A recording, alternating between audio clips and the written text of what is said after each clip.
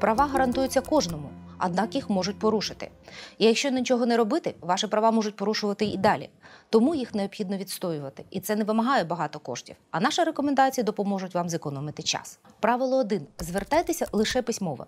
Не бійтеся і не лінуйтеся звертатися до чиновника письмово. Для нього існує тільки те, що написано, підписано, датовано, зареєстровано і позначено як вхідний. Тому одразу привчайтеся до письмового спілкування з чиновником. Це зекономить і ваш, і його час. Не бійтеся відмови. У будь-якому випадку ви або отримаєте відповідь з більш-менш чітким формулюванням, або ж докази, що ви зверталися, і все це вам знадобиться в судовому процесі. Правило 2.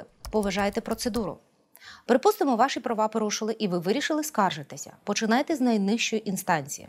Першу заяву можна адресувати тому, хто безпосередньо порушив ваші права, або його керівнику. Пишіть вашу заяву в 2 примірниках. Один подайте на розгляд, а другий залишіть собі як доказ на майбутнє. В статті 20 Закону України про звернення громадян встановлені терміни надання відповіді на вашу заяву. Якщо для підготовки відповіді не потрібно додатково вивчати питання, її надають не пізніше 15 днів з моменту отримання заяви. Якщо ж питання вимагає додаткового вивчення, відповідь надається протягом місяця. У дуже складних випадках відповідь можуть готувати 45 днів, але про це вас повинні письмово повідомити.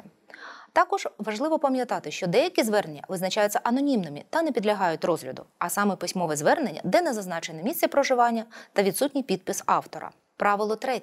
Наполягайте на письмових відповідях. Пам'ятайте, чиновник зобов'язаний надати письмову відповідь, інакше він порушує законодавство і його можуть покарати в адміністративному порядку.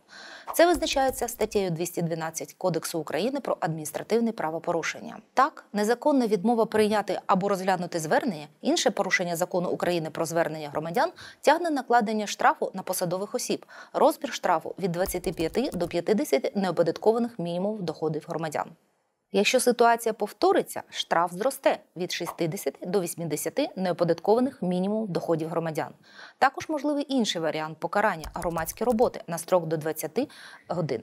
Тому вимагайте, щоб ваша скарга була зареєстрована, на ній поставити дату і прізвище того, хто її прийняв, або реєстраційний номер.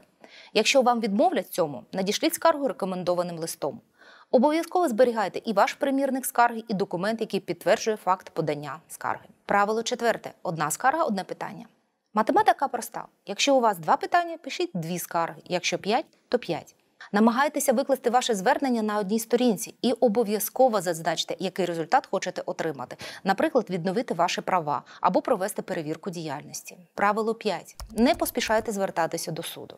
Сьогодні у чиновників є улюблена відмовка «ідіть до суду, хай там вирішують». Не піддавайтеся на це, доки не будете готові. Усі наші суди завалені малими і великими позовними заявами. До суду слід ретельно готуватися і збирати докази. Краще зробіть усе, щоб вирішити справу на досудовому рівні. Наприклад, якщо питання виникло в лікарні, подавайте скаргу на головного лікаря. Якщо вас не задовольнила його відповідь, до обласного керівництва. Якщо не зможете вирішити питання на досудовому рівні, не бійтеся звертатися до суду. По-перше, деякі питання взагалі можна вирішити тільки в судовому порядку. Наприклад, встановлення юридичного факту, належність до громадянства України тощо. По-друге, суд – це можливість поспілкуватися з чиновником поза його кабінетом, на рівних. Перед зверненням до суду обов'язково потрібно проконсультуватися з юристом. Отримати безкоштовну правову допомогу можна в недержавних організаціях, таких як Українська Гельсінська спілка з прав людини, або ж в центрах державної системи безоплатної правової допомоги. Зверніть увагу, що якщо вас затримали, за рахунок держави вам буде надано послуга адвоката. В цивільних і адміністративних справах всі бажаючі можуть отримати усну або письмову консультацію. Допомогу адвоката ви можете отримати, якщо належите до пільгових категорій, передбачених в Законі про безоплатну правову допомогу. За єдиним номером контакт-центру системи безоплатної правової допомоги можна дізнатися, де знаходиться найближчий місцевий центр з надання безоплатної вторинної правової допомоги, а також які послуги там надаються. Контакт-центр працює цілодобово, дзвінки безкоштовні зі стаціонарних та мобільних телефонів. Також цю інформацію можна отримати на сайті. Українська Гельсінська спілка з прав людини надає безкоштовну правову допомогу особам, які живуть з ВІЛ, з будь-яких питань. Під відео ви можете знайти контакти всіх приймалень, а також телефони гарячих ліній. У ситуації, коли ваші права порушуються, головне не боятися зробити перший крок. І ви зможете знайти підтримку і допомогу як у державних, так і недержавних установах.